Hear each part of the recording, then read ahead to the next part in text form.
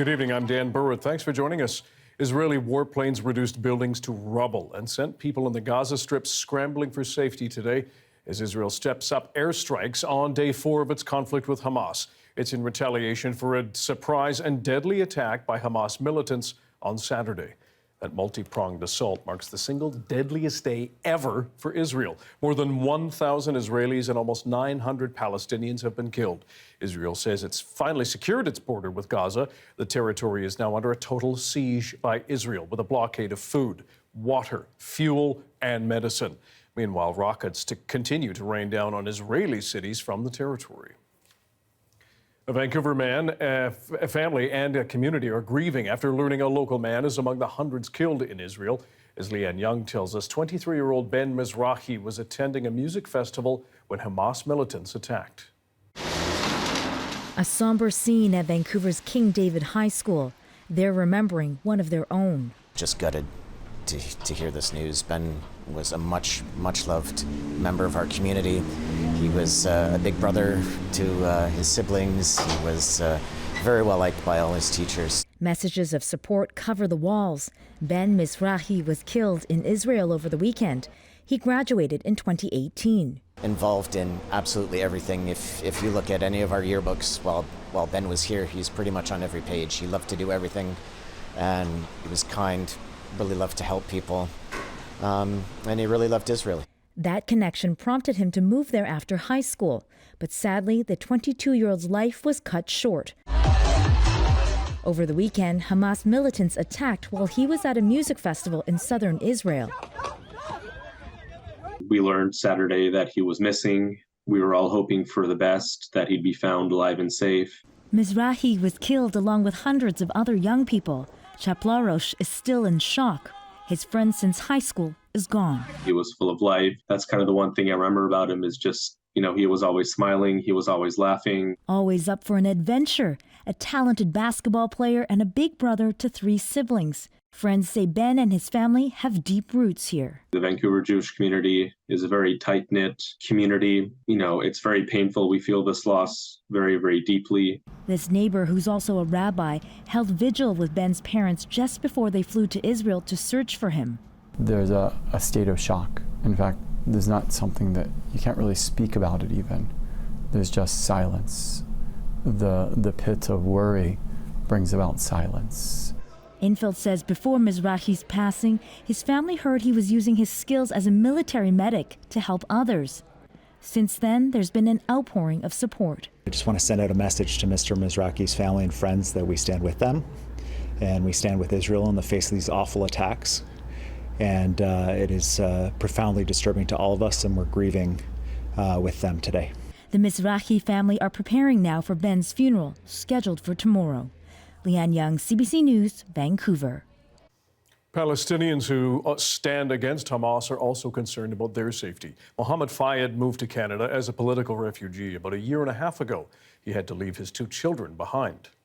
I can't control myself. I'm dad, so as I dad, I am very concerned about their safety.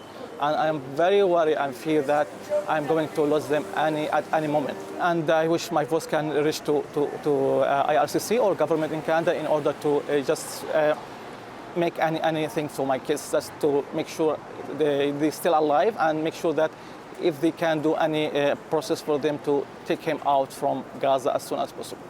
Ottawa has said it will start airlifting Canadians out of Israel via Tel Aviv in the coming days. The flights will be for Canadian citizens, permanent residents, and their immediate families. The Foreign Affairs Minister says they're working on other options for people who cannot get to the airport. Take a larger look at what's happening right now. Israel's military has revealed disturbing new information about the attack by Hamas in one community. Chris Brown is in southern Israel reporting on day 4 of the Israel-Hamas conflict. And a warning for you, some of the images and descriptions in this story are disturbing. As Israel continues to count its dead from Hamas's surprise attack, its military is revealing some of the horrific ways people died. This is Kfar Aza, where the bloated bodies of Hamas gunmen still lie in the open. You see the babies, the mother, the fathers in the bedrooms, in the protection rooms, and how the terrorists kill them. It's not a war. It's a massacre. Some images are just too awful to show, with blood everywhere. Dozens of Hamas militants stormed in, killing the guards, burning homes and butchering entire families, say Israeli soldiers. Remains are only now being removed because the last gunmen were only killed a few hours before this visit. On that awful day, medic Shalom Abitan was sent to Kfar Aza as a first responder. He didn't realize he was arriving at a massacre and was further stunned to be handed one of two babies. They were screaming, they were dehydrated. The soldier told me that the parents are not with them anymore. They were all captured or they were killed. Until then, we were dealing with people without any hands and shot in terrible conditions. It was suddenly you're getting a baby, a small baby, and you feel that you can give him the feeling of being safe. Hamas's inhumanity is also now visible from the dash cam footage of people shot in their cars that morning, their vehicles coasting to a stop with the drivers dead inside. Another barrage of rockets was launched from Gaza Tuesday, striking targets in Israel's south, where people are preparing for what they expect will be a long war. We visited Negba, where we met Nofar Melek Shalom, a pregnant mother of two, and a Canadian from London, Ontario. We stay with our friends in their safe room. Because why? Just scared of sleeping in our house right now because there are still terrorists walking around and they don't know where all of them are yet. This kibbutz, a communal settlement, is designed to be self-sufficient. Hen Levran on the security team said if there is a ground war with more Hamas incursions, he will be ready. We have a perimeter defense system here with armed guys like me ready. We got, look towers and watch towers. We have communications. We have a war room. We have duct. Chris Brown reporting from southern Israel tonight. Back in this province, local Jewish groups are holding a vigil tonight for those killed in Israel. The CBC's Liam Britton is at Jackpool Plaza in downtown Vancouver, where people are gathering. Liam, we've heard some of the people speaking. What have they shared? Well, speaking with these people, what they're talking about is that this attack feels different. It's so horrifying and shocking. People didn't believe it was real at first. And, as people process it, they're thinking about their friends, their family back in Israel. Spoke to some people who are from Israel or have visited Israel.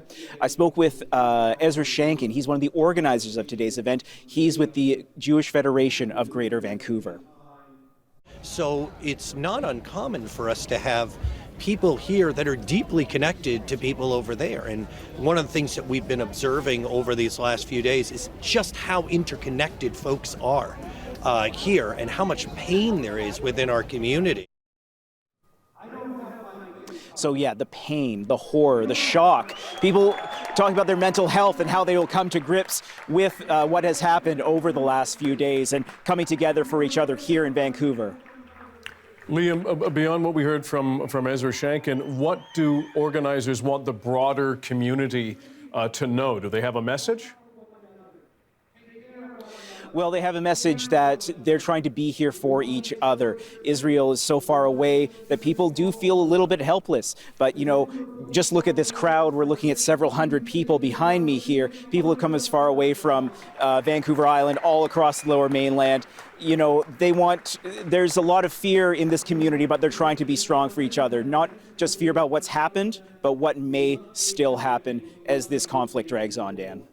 The CBC's Liam Britton reporting live from Jackpool Plaza tonight. Thank you, Liam.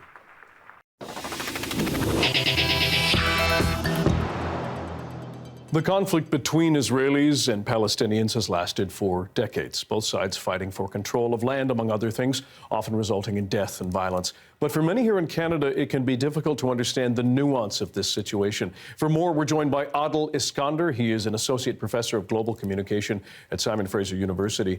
Adil, of course, more than 70 years of Palestinian and Israeli conflict in this region, a very hard issue. But how, first of all, did we end up, do you think, at this weekend's deadly attacks and Israel's declaration of war against Hamas? Well, the declaration of war against Hamas is just the latest iteration of a fairly long-standing situation between the Palestinians and the Israelis.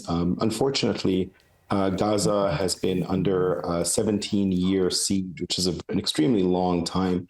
2.2 million people living in fairly unsustainable circumstances, and that has bred a tremendous amount of discontent and anger.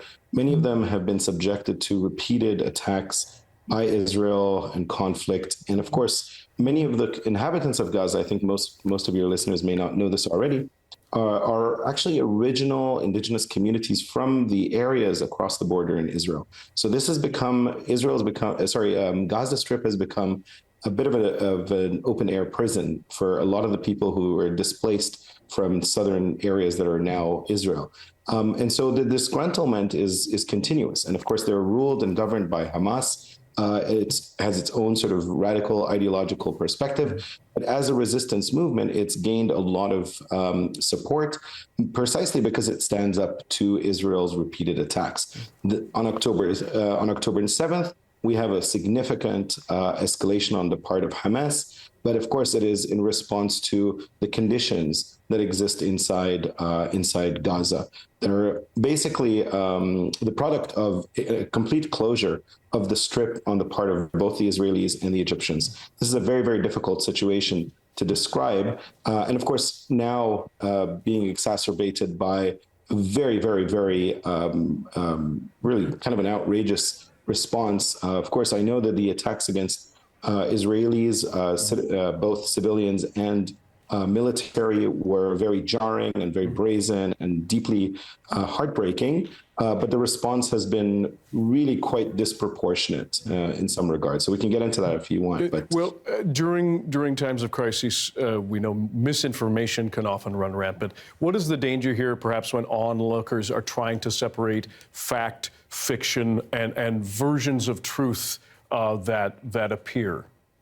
Well, the reality is that both sides are using the media as instruments for the advocacy of their own perspectives. And of course, they have every reason to, because this is existential for both communities. But nevertheless, news verification is really, really critical. It's easy for us to get sucked into these respective kind of spirals where, we hear stories that are, remarkably outrageous. But it is important to note that there is a disproportionality in this regard.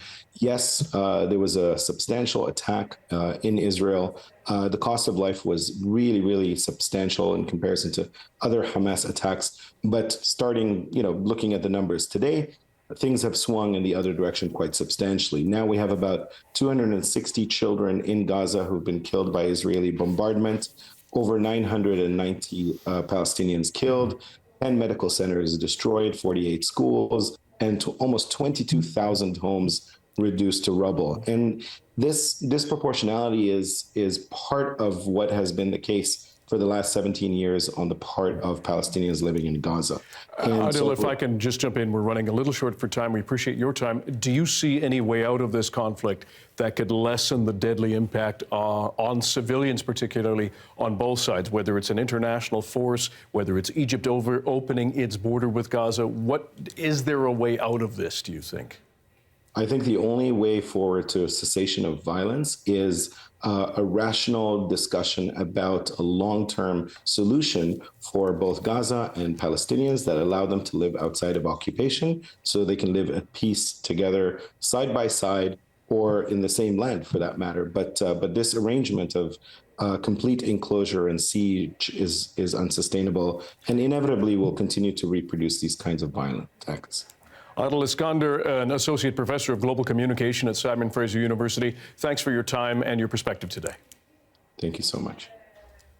In the U.S., there is confirmation that several Americans are being held hostage by Hamas, and at least 20 citizens are still missing in Israel. That as President Joe Biden reaffirms his commitment to provide the weapons needed to fight back. Katie Simpson now with just how far the United States says it is willing to go.